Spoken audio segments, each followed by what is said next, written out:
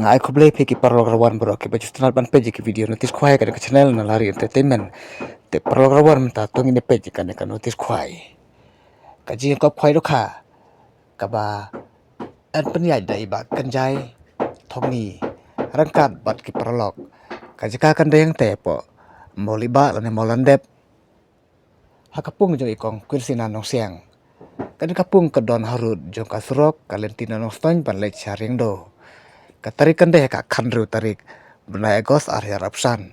bar kapor ka sedang ladu khandai bejem step bar pikut par kapor lai beje janmit bar kador jika tiket kalong sia jar tangka siru yang uwe kwai pun kwai bro artali kipung te perlograwan minta tu ngine page ya ki price ubanyo eka first price unyo silak arpe wajar ubanyo eka second price unyo silak cipe wajar But ubanyo eka third price unyo silak sanajar ubanyo eka price kabasau unyo silak ubanyo eka price kabasan unyo lai pe wajar ubanyo eka price kabanri unyo arpe wajar ubanyo eka price kabanyo unyo cipe wajar ubanyo eka price kabapra unyo cipe wajar but ubanyo eka price kabkhandai unyo sanajar berkumjuru naka price kabacipe unyo sanajar tangka but nalor kini kidang don susu saki constellation price the perlograwan mata tu ngepet saki construction price ki construction price ki don arpo tali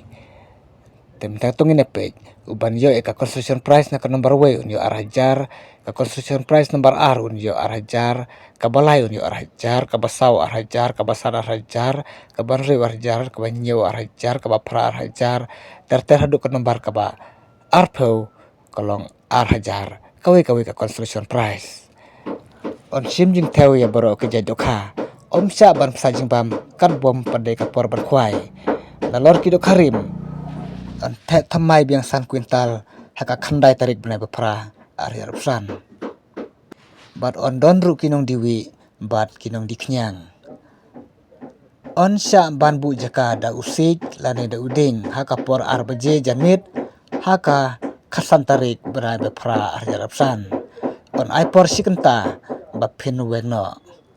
kan don ru kalau kidro ha katai kasngi balada pikwa banti bikijing tiba kambania pila ban pun hakini ki nombar bal ai harum te khoblai sibun prolog ni second part hakawe pat ka video notice khwai